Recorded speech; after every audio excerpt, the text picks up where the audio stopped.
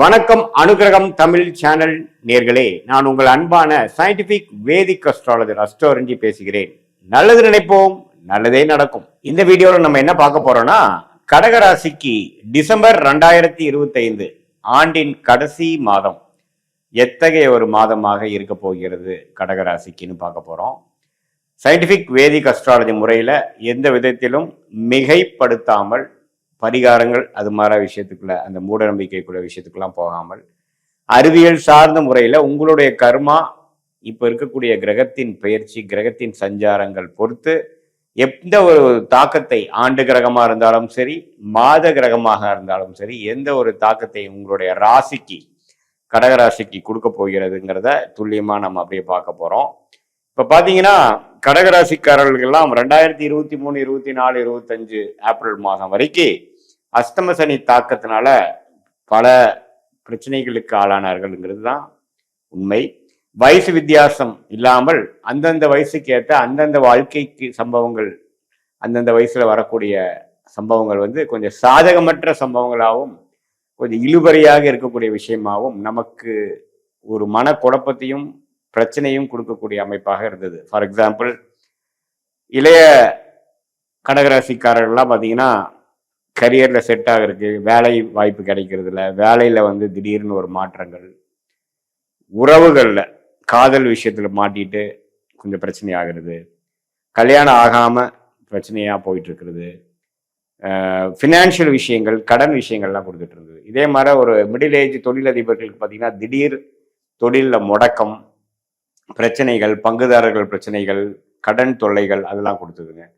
இதே மாதிரி வெளிநாட்டில் இருக்கிறவங்களுக்குலாம் பார்த்தீங்கன்னா அங்கே இருக்கிற சூழ்நிலை கொஞ்சம் விசா ப்ராப்ளம், வேலை ப்ராப்ளம், சில சௌரியம் இல்லாத ஒரு சூழ்நிலை, ஒர்க் பண்ணுற இடத்துல சௌரியம் இல்லாத சூழ்நிலை, நல்ல ஒரு உத்தியோகத்தில் நல்ல ஒரு சாட்டிஸ்ஃபேக்ஷன் கிடைக்காமல் திடீர்னு என்ன வேணால் நடக்குங்கிற மாதிரி ஒரு அமைப்பெல்லாம் கொடுத்துட்டு இருந்தார். பட் அந்த அஷ்டமசனி தாக்கத்திலிருந்து வெளியில இப்போ கொஞ்சம் 5-6 மாதங்கள் ஆனாலும் சில முன்னேற்றங்கள் பெற்றாலும் இன்னுமே பார்த்தீங்கன்னா சில விஷயங்கள் நடக்காமல் காத்திருக்கக்கூடிய கடகராசிக்காரர்களாக நீங்கள் இந்த டிசம்பர் மாதம் என்ன ஆகுதுன்னா, உச்சகுரு பார்த்தீங்கன்னா முதல் ஒரு வாரம் 10 நாளுக்கு பார்த்தீங்கன்னா ராசி அதிபதியாகிய செவ்வாயே பார்க்கிறார்.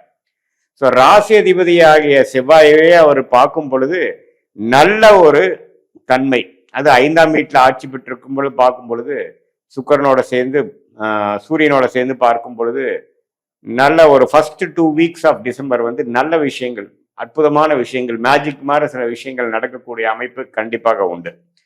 ஸோ ஃபர்ஸ்ட் 2 வீக்ஸ் ஆஃப் டிசம்பரை கொஞ்சம் நல்லாவே நீங்க யூஸ் பண்ணிக்கணும், உபயோகப்படுத்தி கொள்ள வேண்டும்.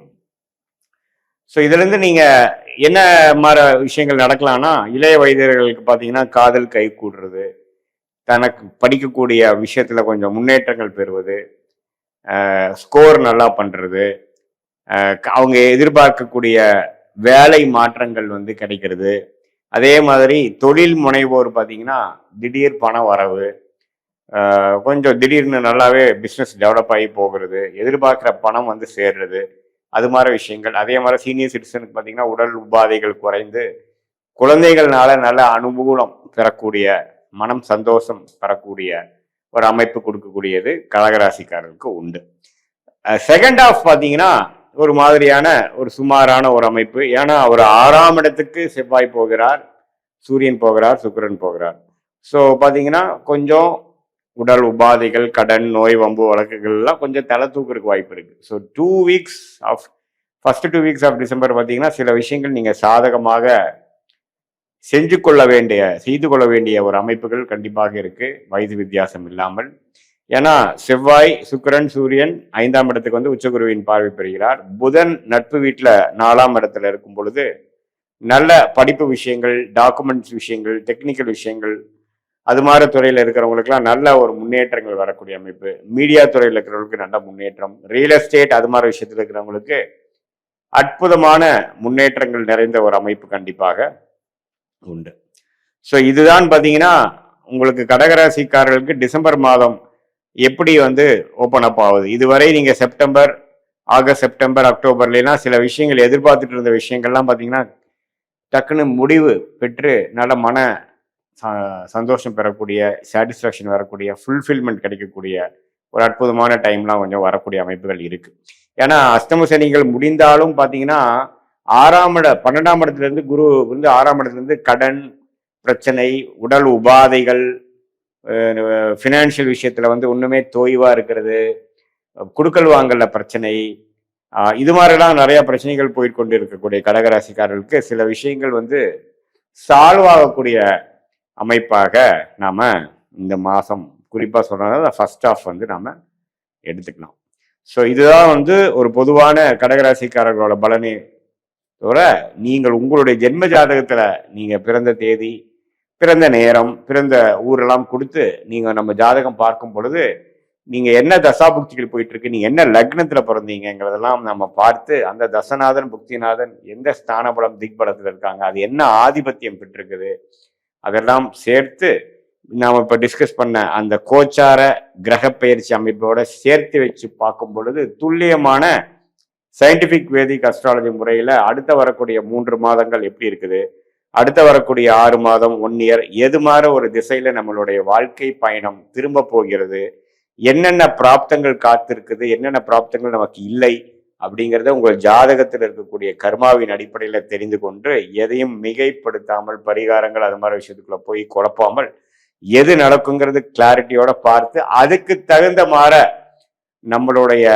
செயல்கள் திட்டங்களை நீங்கள் தீட்டி தேவையற்ற அனாவசிய செலவுகள், அனாவசிய முயற்சிகள், அனாவசிய சமய விரயங்களை தவிர்த்தேயானால் நீங்கள் எதிர்நீச்சல் போடாமல் இப்போ நமக்கு என்ன பண்ணணும், நமக்கு என்ன மாதிரி வேலை நமக்கு கிடைக்கிற மாதிரி இருக்கு, எப்போ வேலை மாறலாம், எப்போ வந்து வீடு கட்டலாம், எப்போ வந்து நாம வியாபாரத்தை அபிவிருத்தி பண்ணலாம், எப்போ வந்து இப்படியே கடன் பிரச்சனையாவே இருக்கு, எப்போ நம்ம கடன் அடையும், எப்போ நமக்கு லாபங்கள் அதிகமாகும், எப்போ வந்து நம்மளுடைய தடைகளாகவே இருந்து கொண்டு இருக்கக்கூடிய திருமண விஷயங்கள் நடைபெறும். இது மாதிரி பல விஷயங்கள் வந்து நம்ம ஜாதகத்துல ஒளிந்து கொண்டு இருக்கும். அந்த தசா புக்தி அந்தரம் சூக்ஷ்மத்தை துல்லியமாக பார்த்து அடுத்தடுத்து வரக்கூடிய தசா புக்தி அந்தரங்கள்லாம் எப்படி இருக்குங்கிறத வைத்து அதுக்கு தகுந்த மாதிரி நீங்க வாழ்க்கையில ஒரு திட்டங்கள், ஒரு பிளான், மென்டல் மேக்கப்போட நீங்க இருந்தீங்கன்னா நீங்க தேவையில்லாம நம்ம என்ன பண்ண போறோம், நமக்கு எந்த ஒரு விஷயங்கள் எந்த நேரத்துல பண்ணா ஆபத்தையும் பிரச்சனையும் கொடுக்குமோ அது மாதிரி டைம்ல நம்ம பண்ணி அப்புறம் கடைசியா பாத்தீங்கன்னா ஐயோ நம்ம கொஞ்சம் அவசரப்பட்டுட்டோமோ அப்படிங்கிற மாதிரி ஒரு விஷயம் இருக்கு. எப்பவே நல்ல டைம் போயிட்டு இருக்கும் பொழுது நம்ம வேகமா எது செய்தாலும் நல்லபடியாக நடக்கும். ஒரு மாதிரி சுமாரான டைம் போகும்பொழுது பொறுத்திருந்து நாம செயல்பட்டாதான் ஜெயிக்க முடியும். ஸோ அது என்ன மாதிரி டைம் நம்ம போயிட்டு இருக்கு, என்ன மாதிரி பிராப்தங்கள் நமக்கு இருக்குதுங்கிறது சயின்டிபிக் வேதிக் அஸ்ட்ராலஜி முறையில பார்த்து அதுல நாம வந்து தெளிவு பெற்றுமையானால் நல்ல எளிதில் நம்ம வாழ்க்கையில வெற்றி பெற முடியும் என்று சொல்ல விரும்புகிறேன். மீண்டும் மற்றொரு காணொலியில் சந்திக்கிறோம். நன்றி, வணக்கம்.